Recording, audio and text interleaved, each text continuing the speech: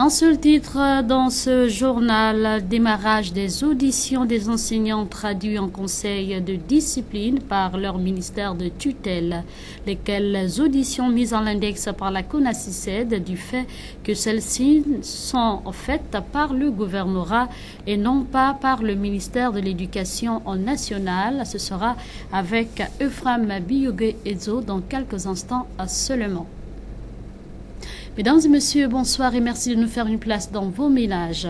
Nous ouvrons cette édition d'information avec le social. Les câbles électriques sont disposés de manière anarchique dans les quartiers sous-intégrés sans pour autant inquiéter les pouvoirs publics. Une situation qui n'est pas sans conséquence chez les populations résidentes et devrait interpeller qui de droit. Reportage. La distribution de l'électricité à travers les quartiers sous-intégrés de la capitale gabonaise constitue une épine dorsale, non seulement pour le gouvernement, mais aussi pour les sociétés adjudicataires. À l'exemple de ce mur d'habitation qui abrite à lui seul 31 compteurs d'électricité, sur d'autres maisonnettes, les câbles qui pendent sont confondus à l'herbe. Les câbles électriques sont disposés de manière anarchique au point où les propriétaires, pour la plupart, ont du mal à reconnaître les leurs, nonobstant la présence de quelques poteaux de la Société d'énergie et d'eau du Gabon. La population moins nantie fait recours à des bois de fortune pour disposer des câbles et celles qui ne peuvent pas se procurer les matériaux de récupération se contentent de voir les câbles traîner à même le sol, ce qui n'est pas sans conséquence avec les risques d'électrocution auxquels s'exposent les habitants des quartiers. C'est des risques même, il y en a qui sont nus. Vous avez regardé là, les enfants traînent, des câbles qui sont dénudés, qui ne sont pas isolés, qui sont même le sol. Quand vous montez même plus haut, là, avant le carrefour, vous avez remarqué qu'il y a des câbles qui sont au sol, qui sont nus, qui ne sont pas isolés. D'aucuns, pour reconnaître leurs câbles, sont obligés d'attacher les sachets de couleurs différentes, une façon de faire qui devrait interpeller une fois de plus les autorités compétentes. Leur indifférence laisse à désirer, il serait plus qu'urgent de prendre ses responsabilités afin de soulager un tant soit peu la souffrance des compatriotes. Ils étaient nombreux ce matin à l'esplanade du service du Trésor public sur le fond du bord de mer. Les agents publics de la main-d'œuvre non permanente, ils réclamaient le paiement de plusieurs mois d'allocation familiale. Un langage de sourds s'est ainsi installé entre la CNSS et le Trésor public. Ephraim Biyogé-Edzo, Fleury à Séonda. Les agents de la main-d'œuvre non permanente de diverses administrations publiques ont investi les locaux du Trésor en grande masse ce jour. Ils réclament le paiement de leurs allocations familiales, une difficulté vieille de 3 ans, ce malgré le communiqué formulé par l'actuel directeur de la Caisse nationale de sécurité sociale en date du 7 juillet 2017, rendu public dans un quotidien d'information en date du 19 juillet de la même année en cours, dans lequel il invite ces derniers à se rapprocher des services du Trésor public pour le règlement effectif des allocations.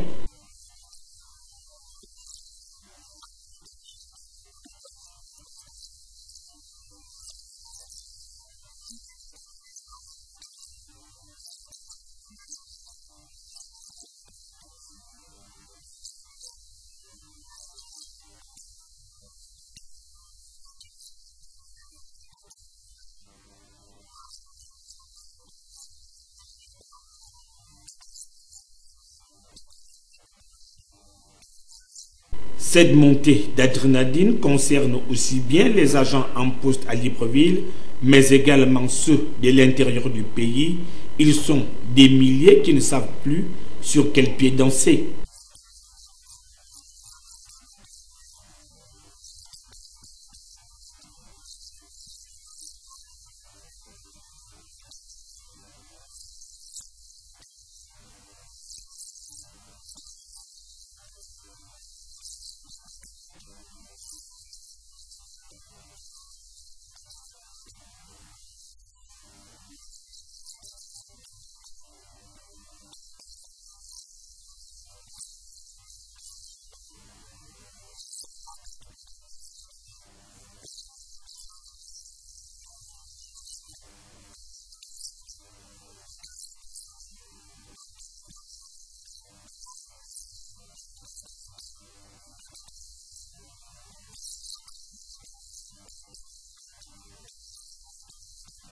Un langage de sourds est alors installé entre ces deux administrations, à savoir le Trésor public et la Caisse nationale de sécurité sociale, ces deux entités se jetant mutuellement la pierre autour de ces millimélos. Ces agents se sentent plus que floués par leurs responsables.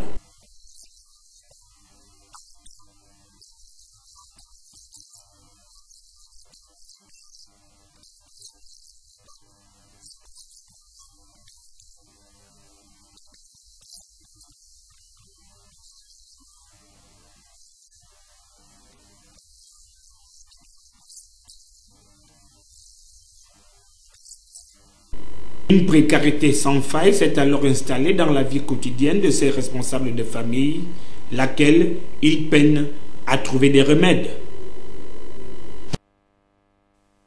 Sur un tout autre plan, l'une des salles de réunion du gouvernorat de l'Estuaire abrite depuis ce matin les audiences consacrées aux enseignants du pré-primaire, primaire et secondaire, traduits en conseil de discipline par leur tutelle.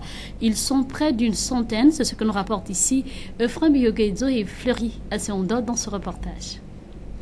C'est au premier étage, dans l'une des salles de réunion du gouvernorat de la province de l'Estuaire, que s'est ouvert le conseil de discipline de la centaine d'enseignants membres de la Convention nationale des syndicats du secteur éducation, dissoute il y a quelques mois par le ministère de l'Intérieur à travers un communiqué de presse.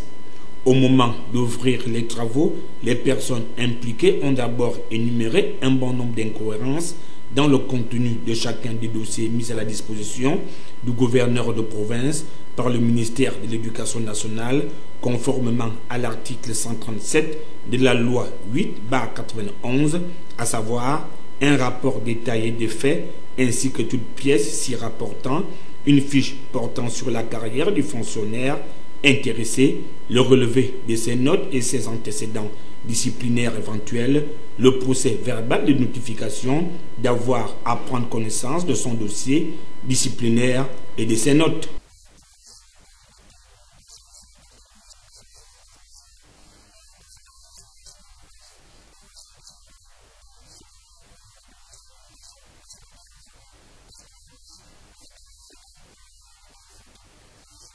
Mieux encore, Marcel Libama, qui était encore en détention à la prison centrale de Tchibanga jusqu'au 26 juillet 2017, s'est vu curieusement établir une convocation datée du 24 juillet de la même année, des magouilles qui font tache d'huile et d'aucuns mettent déjà des doutes sur la moralité de ceux-là qui sont censés présider ces travaux. Donc on n'est pas dans un siège de syndicat, nous sommes dans le siège de l'administration provinciale. Et c'est moi qui dois en principe inviter à la fin des auditions la presse pour faire le point. Ce n'est personne d'autre. Si madame le directeur. Donc vous prenez les vues pour marquer le début de ces audiences et à la fin nous ferons le point. Ce début des hostilités laisse un goût inachevé, car la réalité d'aujourd'hui n'est pas forcément celle du lendemain. Nous attendons de voir. Lui, Patrick Komombo revient ici sur le contenu des griefs et la qualité, sinon le mode opératoire mis en place par le gouvernement afin de sanctionner les enseignants. Nous l'écoutons au micro de Frère Bioguedzo face à la caméra de Fleury Asseondo.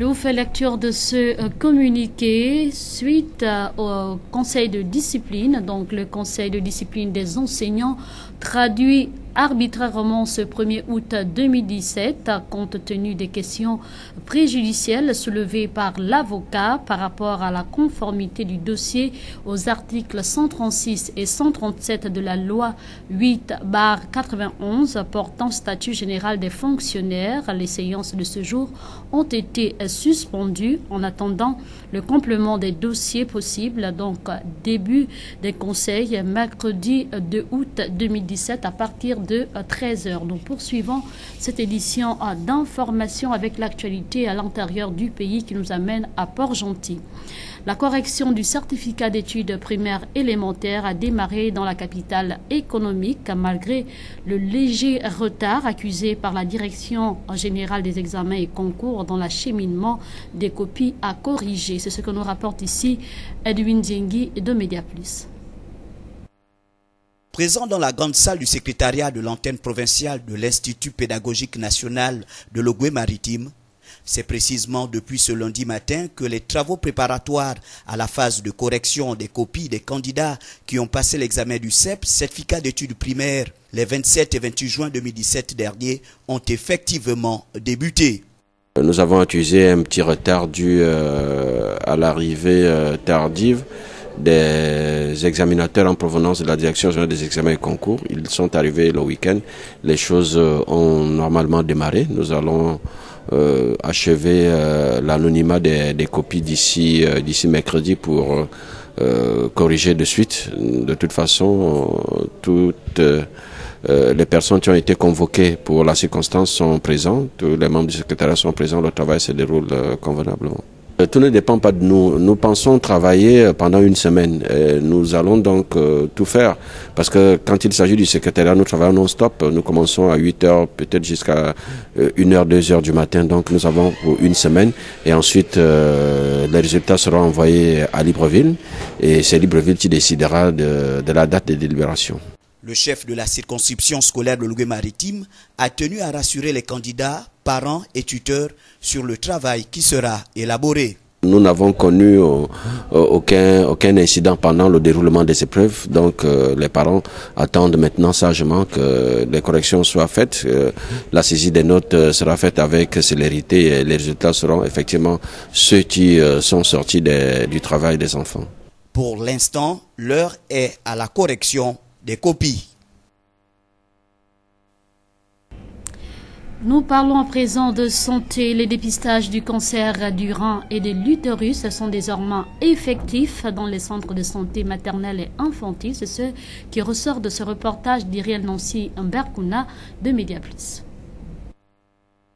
Les centres de santé retenus pour abriter les séances de dépistage des cancers du sein et du col de l'utérus étaient dépourvus de certains matériaux irrélatifs. Plusieurs mois passés, l'on se demande ce qu'il en est. Oui, c'est vrai que nous avons eu à une période beaucoup de matériel qui nous manquait.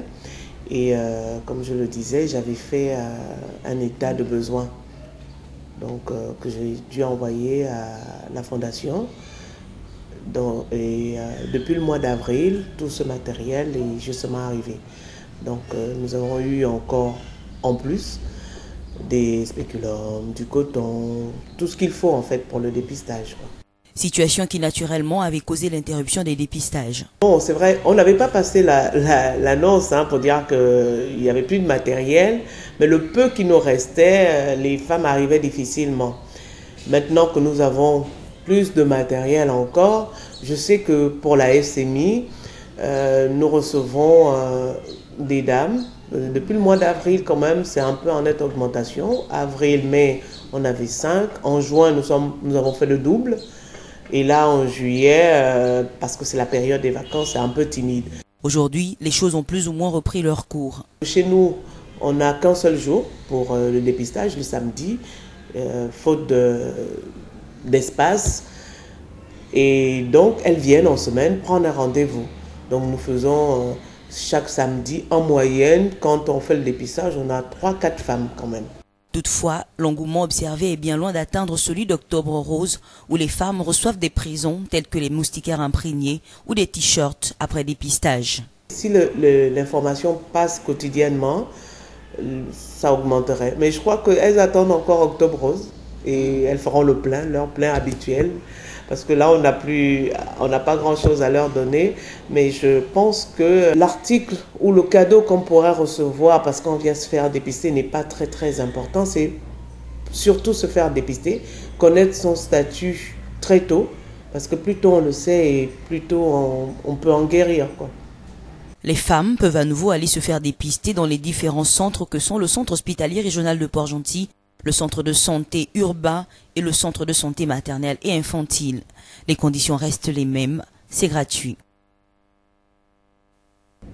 Sur un tout autre plan, Libreville abrite dès ce 2 août 2017 sur plusieurs sites de la capitale une conférence biblique organisée par l'église adventiste sur plusieurs thèmes. En dehors de l'auditorium du ministère des Eaux et Forêts, les conférenciers auront également les mêmes thématiques à aborder du côté du stade Nzengayong. Les propos sont recueillis par Ephraim Biogezo face à la caméra de Fleury Asseondo.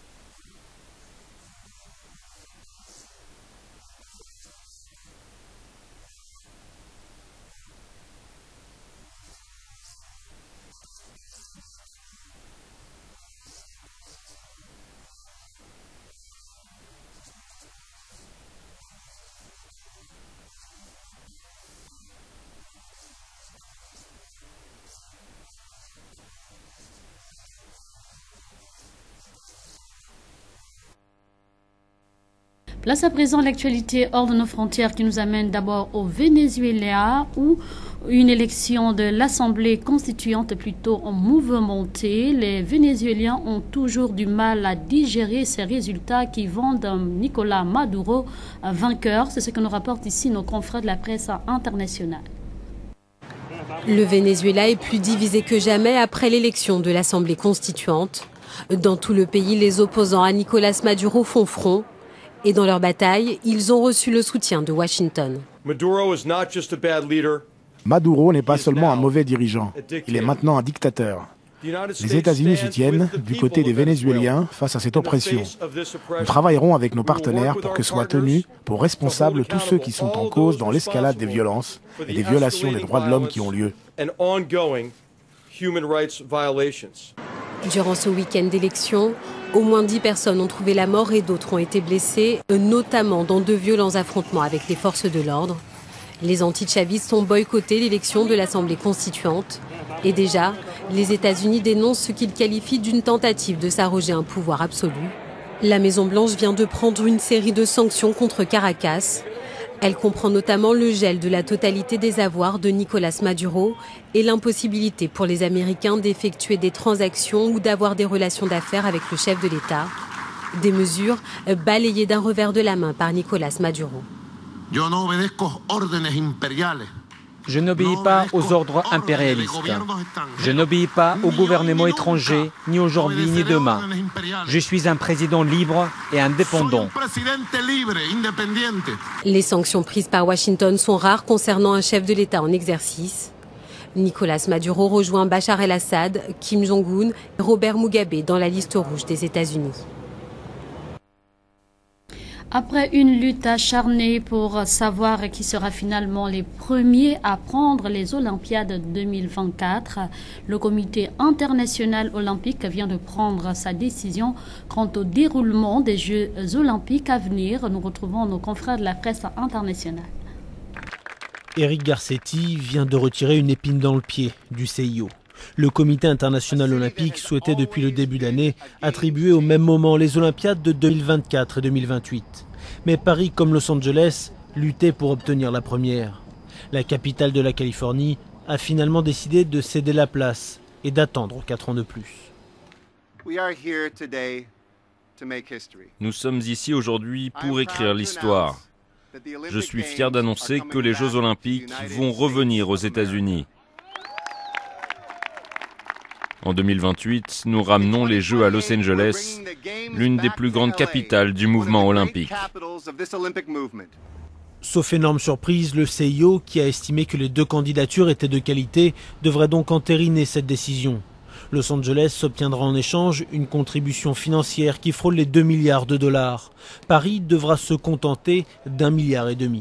Si les Français contiennent leur joie en attendant l'officialisation de la nouvelle, Anne Hidalgo a rapidement réagi sur son compte Twitter. Heureuse que mon ami le maire de Los Angeles fasse un nouveau pas important pour un accord qui fera 3 gagnants, Paris, Los Angeles et le CIO. Nous voulons proposer aux membres du CIO le projet le plus ambitieux possible pour l'avenir de l'olympisme. 12 ans après l'échec de sa précédente candidature, Paris retrouve donc le sourire. La capitale française devrait organiser les Jeux olympiques de 2024, un siècle tout juste après les avoir accueillis pour la dernière fois. Anne Hidalgo affirme que Paris et Los Angeles vont continuer leurs échanges pendant tout le mois d'août, histoire peut-être aussi de conjurer le sort en attendant la réponse officielle du CIO le 13 septembre à Lima au Pérou. Nous restons en sport pour parler cette fois-ci des maux qui minent la tanière des fauves avec la mauvaise gestion de la Fédération gabonaise de football. Les précisions avec Yasser Nicolandon dans ce reportage. Arrivé à la tête de la Fédération gabonaise de football il y a plus de 3 ans, Pierre-Alain Moungi et ses proches collaborateurs avaient pour objectif de redonner au football gabonais une image digne après une Coupe d'Afrique des Nations ratée à domicile en 2012 et un championnat national qui jusqu'alors traîne des casseroles. Tout avait pourtant bien démarré avec le lancement du championnat national professionnel et de la brillante qualification des Panthères à la CAN 2015 en Guinée équatoriale. Les nôtres sortiront de là-bas au premier tour, synonyme d'un échec total. Aucun bilan n'a été fait jusqu'à ce jour. et celui de l'équipe A' lors du CHAN 2016. 2017 à la maison était donc l'année du défi de la Fédération gabonaise de football et celle de nos autorités sportives. Soudain, un changement de logo intervient, l'on passe de Gabon d'abord à la Panthère Noire. La sélection se retrouve sans équipementier, un départ de Costa est annoncé à 3 semaines de la grande messe du football africain. José Antonio Camacho fait alors son apparition afin de remettre de la sérénité au sein de la tanière des fauves. Une tunique est donc présentée par la Fédération gabonaise de football. L'homme débutera son aventure avec les Panthères sans aucune conférence de presse. Le résultat du Gabon à cette 32e édition de la Coupe d'Afrique des Nations est connu de tous. C'est sans mots que Pierre-Alain Mungengui et les siens laissent à nouveau le public sportif gabonais. Aujourd'hui, tout va le mal en pis au sein de cette sélection nationale. Les convocations sont désormais boudées par bon nombre de joueurs. À cette liste, le capitaine Pierre-Emerick Aubameyang et d'autres cadres ne sont pas exemptés. Que le calme regagne la tanière des fauves pour l'échéance 2019. Je vous fais la rélecture de ce communiqué suite au Conseil de discipline des enseignants traduit arbitrairement ce 1er août 2017, compte tenu des questions préjudicielles soulevées par l'avocat par rapport à la conformité du dossier aux articles 136 et 137 de la loi 8/91 portant statut général des fonctionnaires. Les séances de ce jour ont été suspendues en attendant le complément des dossiers possibles. Début de ce conseil, mercredi 2 août, à partir de 13h. Avant de nous quitter, voici la question qui vous a été posée. Nous sommes là dans le cadre de votre rubrique Expression libre. À quelle date célèbre-t-on la fête du drapeau? La question vous est posée par Psaume Ayant face à la caméra de Jean-Luc Bourobou.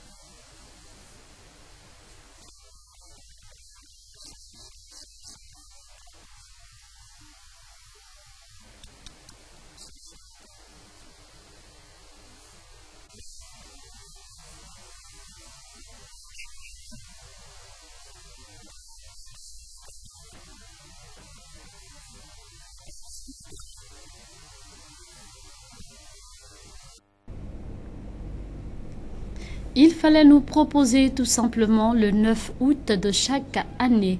C'est sur cette note que se referme cette édition d'information réalisée dans main de maître par David Mitola. Merci et bonne nuit chez vous.